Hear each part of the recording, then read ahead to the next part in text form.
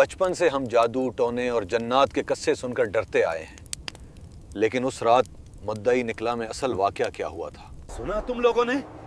अब तो अबू तालिब भी नहीं रहे। अब देखते हैं कि कौन उसे बचाता है। क्या जन्नात वाकई इंसानों को अपनी उंगलियों पर नाचते हैं? मुझे बख्श दो, मेरी जान मत लो। या उस रात वो खुद अपनी जान बचाकर भाग रहे थे।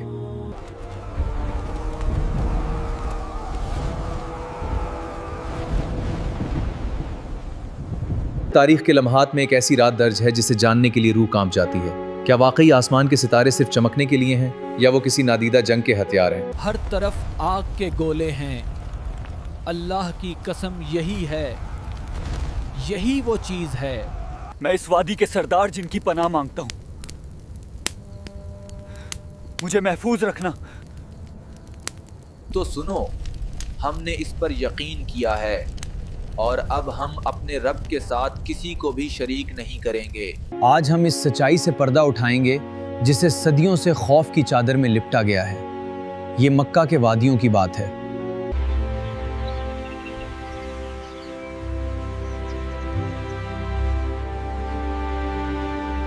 ये बात है उस दौर की जब जन्नात और शैतान जमीन के बादशाह नहीं बल्कि आसमान के जासूस हुआ करते थे।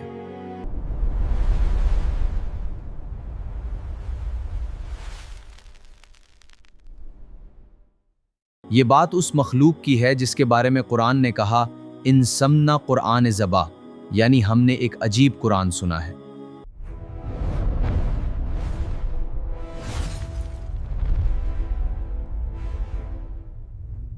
आसमान का निजाम क्यों बदल गया? कल तक हम वहां बेखौफ जाते थे, आज वहां हर तरफ आग क्यों भड़क रही है? सरदार, जमीन पर जरूर कुछ नया और बड़ा नाजिल हुआ है।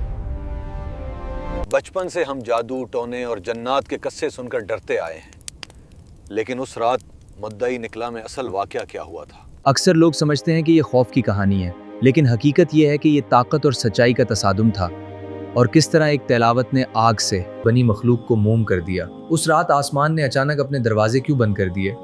क्या ज़मीन पर कोई ऐसी ख़ास चीज़ आ गई थी जिसे छुपाने के लिए सितारों का पहरा लगा दिया गया? ये दस्तान सिर्फ एक मुलाकात की नहीं बल्कि उस राज की है जिसने जन्नात की दुनिया में भूचा ला दिया।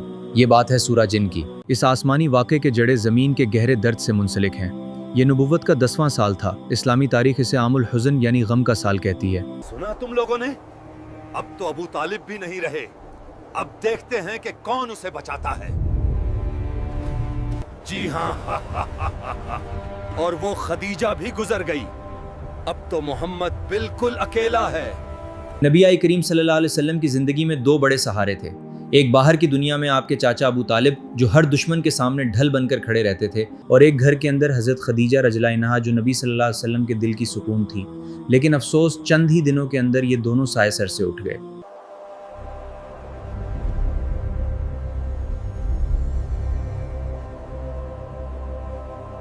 जब अपना शहर मक्का परिया हो गया तो एक आखिरी उम्मीद लेकर सल्लल्लाहु अलैहि वसल्लम ने ताइफ का रुख किया। 60 मील का वो पथरेला सफ़र उस आस में तय किया कि शायद ताइफ वाले बात समझ जाएं।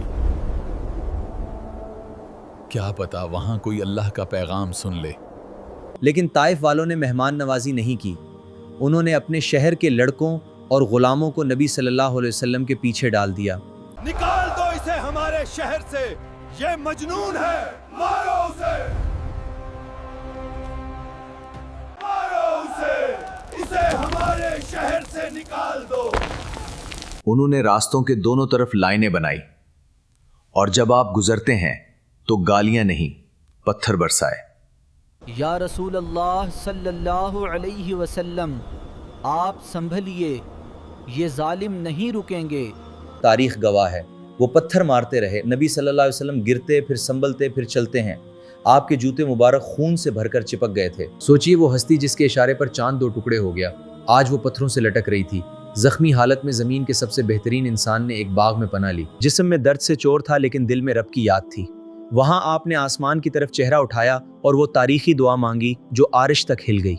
ये वो तारीखी हवा थी जिससे आरिश भी हिल गया। اس رات زمین والوں نے اپنے دروازے بند کر دیے تھے، لیکن وہ نہیں جانتے تھے کہ ان کی اس حرکت نے آسمان کے دروازے کھول دیے ہیں۔ اللہ اپنے محبوب کو تسلی دینے والا تھا۔ اے نبی، اگر مٹی کے انسانوں نے آپ کو ٹھکرا دیا تو کیا ہوا؟ آج ہم آگ سے بنی مخلوق کو آپ کا قرآن سننے کے لیے بھیج رہے ہیں۔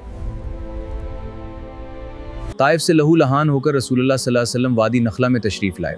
رات کا تیسرا پہر تھا، دنیا سو رہی تھی اور اللہ کا رسول اپنے رب کے سامنے کھڑا ہو کر قرآن پڑھ رہا تھا۔ اس آیت کا ترجمہ ادار۔ ظاہر ہے کہ آپ کو لگا ہوگا کہ آپ اکیلے ہیں، لیکن اس رات اس ویران وادی میں ایک عجیب و غریب ہلچل ہونے والی تھی۔ آسمان کے دروازے بند ہیں، ہم اوپر نہیں جا سکتے، ہر طرف آگ کے گولے ہیں، خبر رک گئی ہے۔ ادھر آسمان میں جنات پریشان تھے، انہیں آسمان سے نکال دیا گیا تھا۔ شیطان نے اپنے شاگردوں کو حکم دیا تھا کہ انتظار کریں، یہ صرف نہیں ہوا، زمین پر ضرور کوئی نئی چیز وجود میں آئی ہے۔ جاؤ مشرق سے مغرب تک زمین کا کونا کونا چھان مارو، ڈھونڈو اسے۔ نسبین کے علاقے سے جنوں کا ایک گروہ تلاش میں وادی نخلا سے گزرا۔ ٹھہرو، یہ کیسی آواز ہے؟ صرف ایک آواز نے ان کے قدم روک دیے۔ یہ شاعری نہیں تھی، یہ جادو نہیں تھا، یہ وہ الفاظ تھے جو سیدھے عرش سے اتر رہے تھے۔ وہ اس کلام کو سنا تو یہ کلام یہ انسانوں کا نہیں لگتا، یہی ہے وہ چیز جس نے آسمان کے راستے کو روک دیا ہے۔ جیسے ہی قرآن کی آیتیں ان کے کانوں سے ٹکرایا، ان کی تلاش ختم ہو گئی۔ وہ سمجھ گئے کہ آسمان کے دروازے اسی کلام کی وجہ سے بند ہوئے ہیں۔ خاموش، غور سے سنو۔ قرآن کا اثر ایسا تھا کہ وہ سب کچھ بھول بیٹھے۔ قرآن کہتا ہے کادو یکونون علیہ لبادا، یعنی وہ سننے کے شوق میں ایک دوسرے کے اوپر چڑھ رہے تھے۔ تھوڑا اور قریب، مجھے اور سننا ہے۔